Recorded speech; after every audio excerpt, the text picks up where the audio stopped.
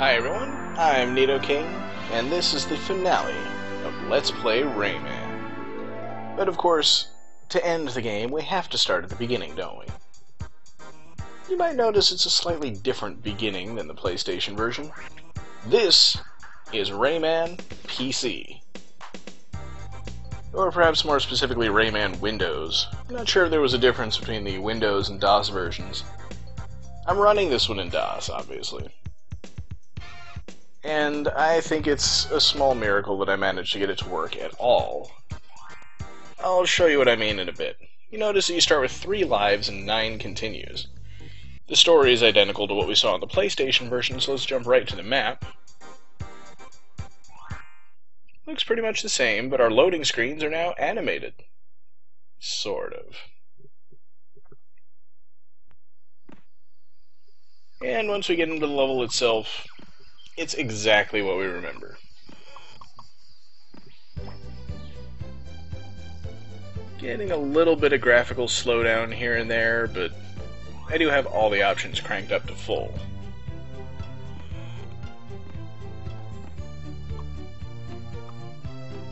Now listen very carefully as I exit the stage here. No fanfare, and the music plays right through. Now here in the second stage, we're going to see something a little bit different from what we've seen before. All the same tings, but the Ting Magician over here has got a small difference. I'm going to go ahead and skip to the end of the stage just so you can see what that is. Perfect! Now we get a congratulatory screen with Rayman actually holding the 1-up trophy. And another difference, which I mentioned, I think, the first time we saw the Ting Magician in the actual LP, but I've got a few too many Tings for it to work, so I'm going to go ahead and give up 20 of them. You see the sacrifices that I make to bring you guys entertainment.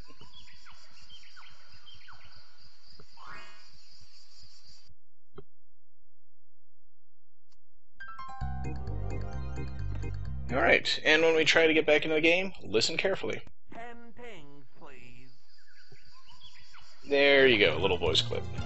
Now this is something a lot of people requested that I show you. That's what happens if you hit the run button before you get the run ability. And you can use it to scare that one type of enemy.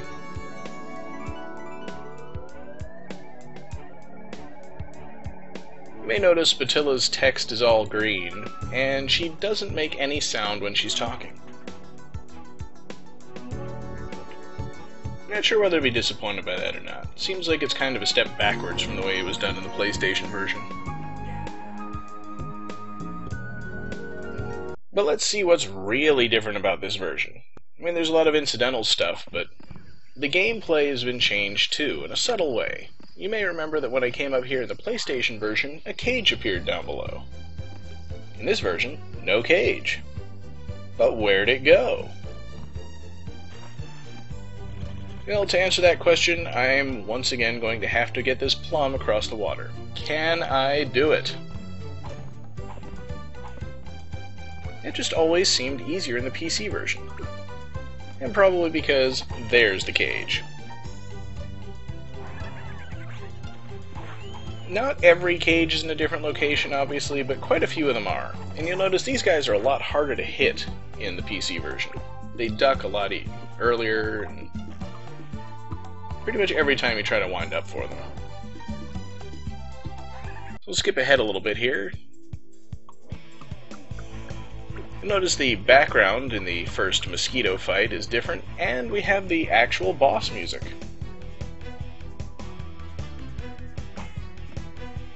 Which is awesome. I love the boss music in this game. We'll skip ahead to where I'm actually flying on him for another cage that's been misplaced in this version. Or perhaps displaced would be a better word. And you'll see why it is that I keep poking into random areas when I'm playing this game, because I'm so used to the cages being in those places. get an extra little cutscene at the end there. And I should probably have gone to the Swamps of Forgetfulness and let you heard Terezan's voice line. But instead, I needed to make sure I got to Bongo Hills, because this changed a little bit too. And by a little bit, I mean the first area is completely different.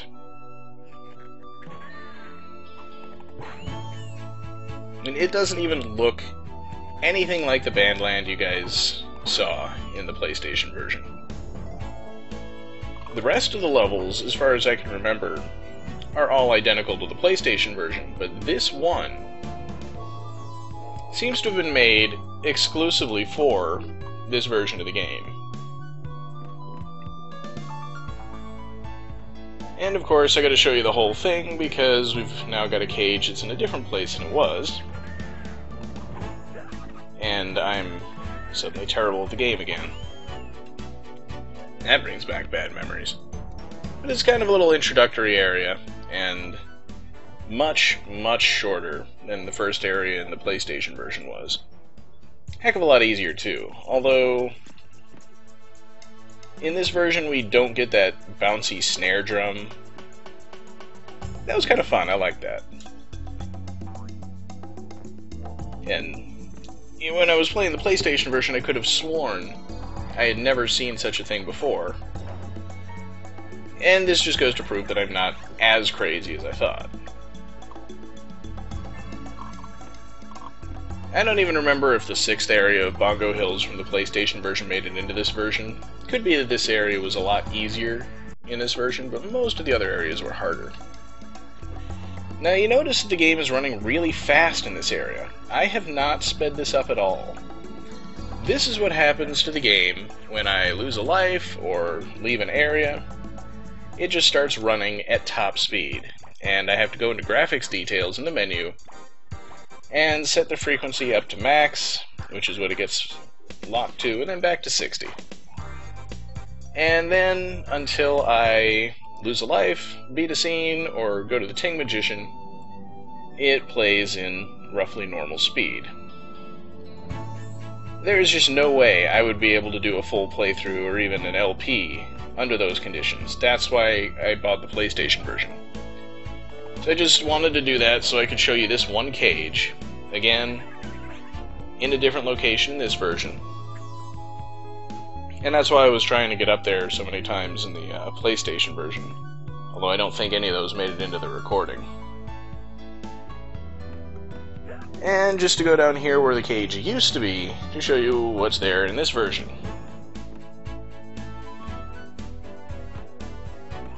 Just a one-up. And after that, it never ran properly again.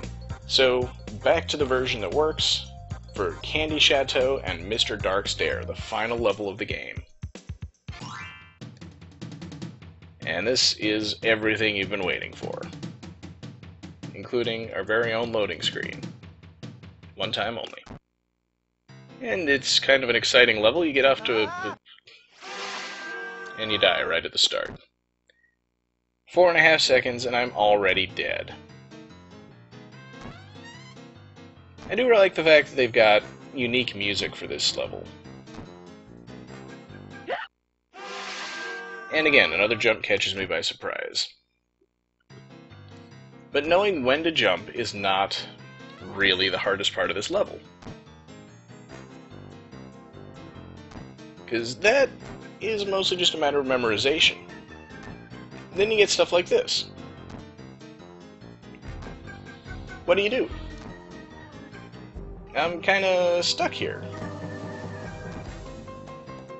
So eventually, if I just keep wiggling back and forth, I manage to go just far enough up the slope to get the momentum to fall back down and die. This sort of thing happens all too often to me. And it's really an issue of momentum. If you don't have the momentum, you can't make it up the hills. And then, very embarrassing things start to happen. Almost made it. There's a trick to getting through this level. That's not it. As I say, there's a trick to getting to this level, and the secret is that you don't always have to jump over the gaps.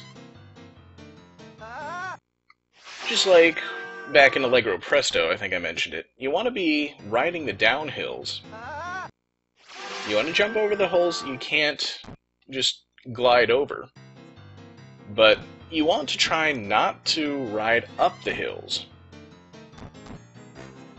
because that'll cost you momentum. And of course, you've got to have good reflexes to jump at the right times. Especially when you die in the same place twice in a row. That time I didn't jump, but I made it anyway, and fell down the very next pit. That's right, you get to see every stupid failure. But alright, I think I'm in the rhythm now. You basically want to jump over as much of the uphill part as you can, and ride the downhill, and either have the reflexes of a viper,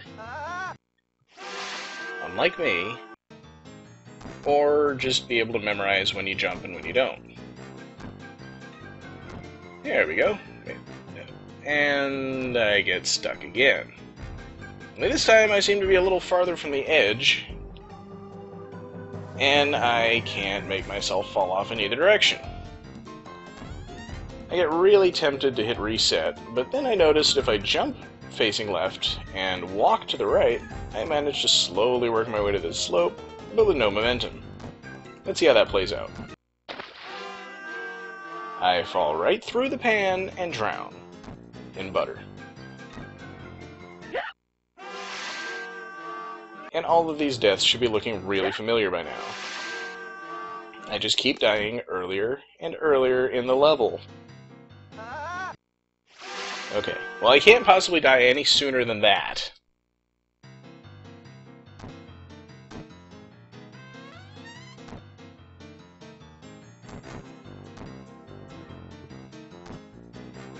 Could I go all the way this time?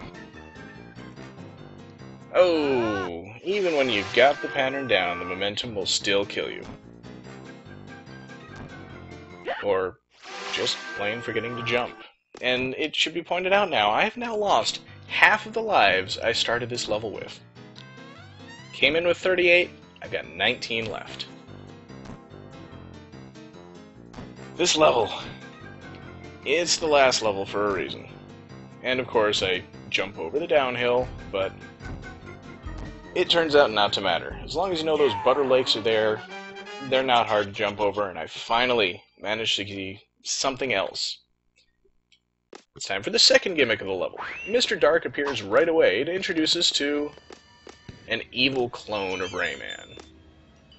I'm not really sure what to call this guy. Maybe Dark Rayman, or Nega Rayman, Elecman, I don't know. But whatever, he is the evil, dangerous clone, and if you come into contact with him, you die instantly. The good news is that he exactly mimics your movements, just about 2 seconds behind. So, if you run, he'll run. If you jump, he'll jump. If you fall, he'll fall. And all you need to do is make sure you don't retrace your steps at any point. And I jump right on his head. That's not a Goomba, that's death.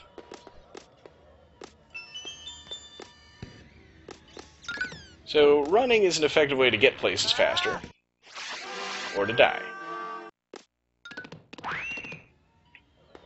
So let that be a lesson to everyone. Don't run blindly, especially when you don't know the level very well, or you will die. How do I keep doing the same thing twice in a row? But yeah, you can take your time in this level. As long as you don't stand in the same place for 2 seconds, evil Rayman is unlikely to catch up. And yeah, sometimes you get hung up on a ledge and he'll come dangerously close, but... where are the clouds? There we go. So if you get hung up on the environment for a bit, just get back to moving on, and he'll get hung up on the environment too. And that gives you a bit of time to get ahead. I love the way they synchronize the jumps in this part. That's just awesome. And up there to the left, I think there was a gold fist power-up. I didn't get it, nor did I drop down over to the right there and grab those tings. There's probably a decent reward for it, but I didn't notice because I was paying too much attention to where I was going. Yeah, I know, that sounds surprising. Me being careful of what I'm doing in a Rayman game. Absolutely ludicrous. Well, we're almost to the end, and I missed my jump. Not too big a deal as long as I can get back up on the ledge without touching Dark Rayman. Kind of a miracle, but I think the game is pretty lenient when it comes to whether you touch him or not. Of course, you can just run face first into him. Try that again. This was one of the few things I did remember from my previous playthroughs all those years ago. You gotta go into the far right corner, and barely dodged him that time, and there's the exit. Dark Rayman defeated, and it didn't take me nearly as many lives. And now we move on to the final part of the level. The final gimmick is multiple gimmicks. First off, you might notice those stars swirling around Rayman's head. This is going to look like a very easy level until you realize that the controls for left and right are reversed for the entirety of this area.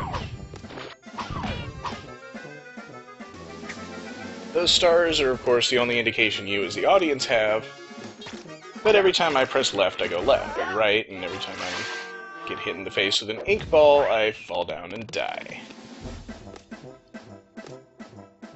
I'm running in order to stay ahead of that clown, dropping bombs everywhere. Not that it's really important to do it that way. And this time I survive. Let's see how you like being knocked off the ledge, pal. And it's platforming that would have been really simple in any other game, or really at any other time in this game, but there's just something about having your controls reversed, even after years of experience on games like Earthbound and Secret of Mana. And I'm sure there are other games that have left and right confusion effects in them at some point, which I can't think of offhand. Pretty much every jump, you just have to recalibrate your brain. And it looks like my brain could use a lot of calibration. So this time, no running, taking it slow. Except when I absolutely need to get some speed. And stopping to kill every anti-tune along the way. This is one of those levels where hurrying is not what you want to do. I think most of the time, if you take your time going through the levels, bad things will happen. You know, the water will rise up and you'll drown, or something chasing you from behind will get to you. But really, you can just walk through most of this stuff. The clown can't even come over this far. Maybe he just scrolled off the screen and disappeared. For some reason, those guys remind me of some kind of Mario enemy, but I don't know. Now we gotta negotiate elevators and disappearing clouds with reversed controls. And we finally get a checkpoint. That was a weird sound in the background. I don't know what that is, but I'm pretty sure it's part of the music. And tricky jumps where they make you ride each elevator so the next one will appear. And again, very, very simple, except that every time you go to move, you're going to try to hit the wrong button.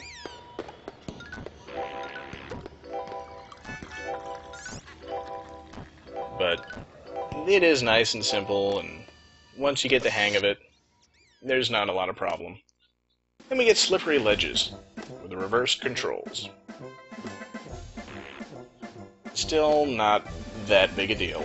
And of course there are checkpoints all over the place in this area, so if you do die, you're not going to be set back too far. And I don't know how I made that jump, because I jumped way too late, but the curse is gone. My controls are back to normal, and we get a checkpoint. And Mr. Dark is waiting for us. Now when I said before, don't run, I meant it. I'm not hitting the run button, nor am I hitting right. Mr. Dark's second curse just makes you run uncontrollably to the right across all these ledges. But if you know it's coming, I don't think it's that hard to deal with. And then you get to the end, and curse number 3. Doesn't seem to have had any effect, but I'm mashing the punch button. He's taken away my fist. And now it's time for the final boss. And no fist. I'm not making this up. See, there's the fist, and he's a jerk. Mr. Dark is just a big bully. And all I can really do is try to dodge his shots because there's no way I'm getting that fist. And these flames are awful. I mean, they only hurt you as much as anything else does, but if you get hit, there are no invulnerability frames from the fire. I just took 2 hits of damage, even though I was still invulnerable when I hit the fire. So, your dodging has to be precise. And now you gotta dodge while the flames are moving. Yeah, I didn't pull that off very well, did I? But I'm doomed. And the flames are closing in. There's nowhere to go. But the helpful Electoons are here to save the day. And I've got my fist back. And now I get to fight Mr. Dark. Except he runs away. And I get to fight this monstrosity. Gee, that lasted a long time. Yeah, this guy has got the body of Mr. Stone and the head and claw of Scops the Scorpion. And while I still have a little bit of time, I'd like to draw your attention to the stained glass windows in the background. You might notice that they light up to show you the parts of the boss that you're fighting. That may give you a clue that there's more than one part to this thing. And it really just becomes a matter of timing. Once you've got the pattern down, you have to jump, punch first, and then helicopter. If you helicopter first and then punch, your punch will end the helicopter and you'll fall onto the claw. Once you have the pattern down, it's just a matter of precision timing. And if your timing is a little off, generally you'll just miss your opportunity to hit him. And that went really fast. Let's get a better look at these guys. This is the body and wings of Mosquito with the head and laser gun of Space Mama. Or the Viking version of Space Mama. And the real problem here is that there are 2 of them. So if you're trying to dodge or attack one, the other one will get a beat on you. The good news is they share 1 life bar, and the better news is, if one of them shoots the other, they take damage. The only problem is, they don't have nearly as nice a pattern as the first boss. I mean, I'm leaving him out most of the time because A, it's really boring and takes forever, and B, you've seen it. There's nothing more to it than getting through that pattern, but these 2 are just completely unpredictable. And I'll find things that sort of approach a pattern at times, but for the most part it's just as much luck as anything else. And I totally should have been able to duck that. But that's okay, because I managed to jump that and it looked like I was going to get hit. As far as I can tell, the best pattern is to get them into this configuration, and you'll need to jump before the one on the right actually shoots. So she'll shoot under you, hopefully, and then this guy will jump on top of you. Well, that lasted a long time. So the third form of the final boss. Not only are you fighting 3 parts at once, you've got Space Mama's body, with Mr. Sax's hands and feet, and a tiny mosquito head on the top. But you also shrink as soon as he appears.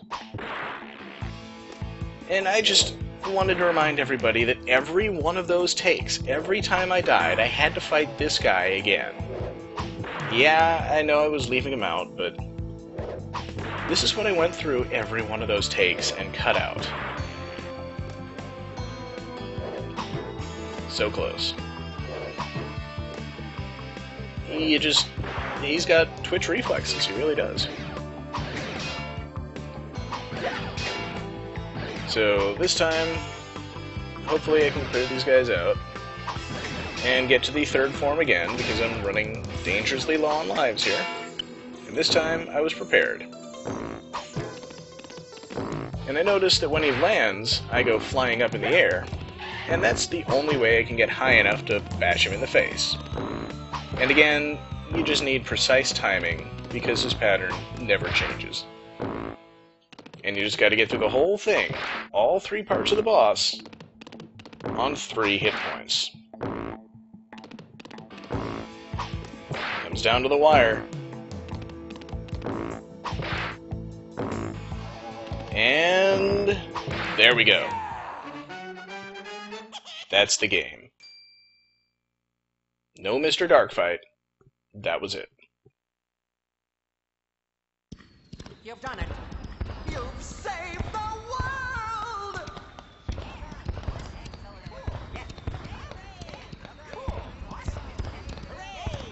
Yep. I suppose they expected Mr. Dark to come back another day for a sequel. I don't believe he ever did. I mean, there are sequels, but I don't think Mr. Dark was ever the villain. And of course, we get to return to the relaxing music from the final area of Eat at Joe's to go out on. With some images in the background showing some of the enemies we've fought. I guess that's Scops relaxing in some kind of Viking ship, I guess. Oh, is that the pirate ship from Eraser Plains? Mosquito, and who the heck is that? I don't remember ever seeing that character before. I guess Space Mama wearing some kind of tablecloth or something. And a crab. I didn't even see any crabs in the game.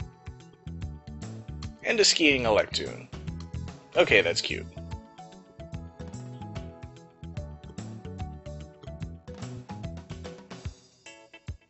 And finally, Rayman with his good old buddies Terezan and Joe. You know, now that I think about it, Joe is just kind of an ordinary name compared to everything else in the game. You know, so many characters with Ray kind of crammed into their name, and then you got the alien characters named Joe. And then it dumps us back to the title screen. But I wanted to pop back in here to show you guys what happens after you've beaten the game. Notice, my save file is now at 100%. Apparently, it auto-saves when you've beaten the last level. So if you don't have the foresight to copy your file before you beat the last level, you only ever get to play it once. Here's what happens if I go back into the level again. I get to see a picture of Rayman and all his friends for about 3 seconds. And then it goes right back to the credits. So, let's jump back in time for something that I missed during the playthrough. You might remember in this part of Crystal Palace, when I said that I didn't care what was over to the left, but it was kind of a shame the Ting Magician had never appeared in the Cave of Scops. Well, I guess it's time to eat my words on both fronts. And, of course, go out on one more final run through the Ting Magician's level. And this is probably the hardest of the lot, except for that stupid one with the plums and Swamps of Forgetfulness. No, I'm never going to get over that. The problem is that this is all grappling, and by now I'm actually pretty good at grappling. But the time limit is so tight, and look at how spread out the Tings are. You miss one of these grapple points, and you definitely are not going to make it through this level. Now, once you've got 9, I think you're supposed to drop to the ground and just run for the last couple. I don't know how I made that. I'm pretty sure I was completely out of time, and it just hadn't had the chance to fade completely to black yet. But there we go, one last final successful run, and let's see one more thing that I didn't get a chance to show you. What does it look like when you run completely out of lives?